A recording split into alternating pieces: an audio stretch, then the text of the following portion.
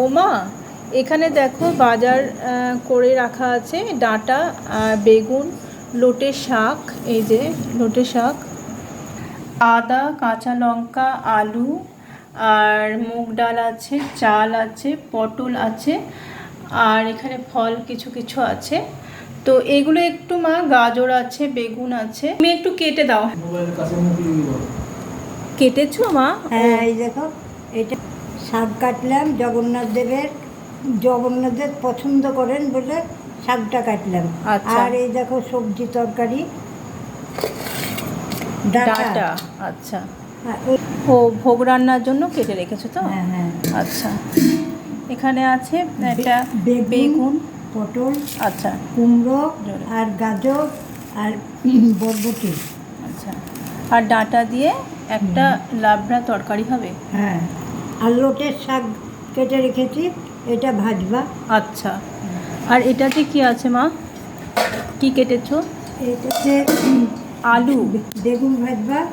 আচ্ছা। বেগুন, পটল, আলু, আর বেগুন, বরবটি, আচ্ছা, আর আদা, পটল আর আলু। রেখেছি। আলুগুলো গোল গোল করে দিয়েছো, আর কয়েকটা আলু দিও, লাগবে। আর বরবটি, বরবটি, আর এই লঙ্কা চিড়ে রেখেছো। লঙ্কা, আদার কুচা তুলে রেখেছি, আর লঙ্কা চিড়ে রেখেছি। আচ্ছা। আর এখানে আলুগুলো গোটা রেখেছো, আগে কাটুনি না কালকে? না। আর কয়েকটা আলু দিতে হবে এই লাবড়ার মধ্যে, হ্যাঁ। আর দিতে হবে আলু ভাজার মধ্যে। আচ্ছা। আর বাসনপত্রগুলো তুমি ধুয়ে রেখেছো? হ্যাঁ, বাসনপত্রগুলো সব ধোয়া হয়ে গেছে। হ্যাঁ, রান্না করতে, ঢাকাঢাকি করতে সব বাসন লাগবে।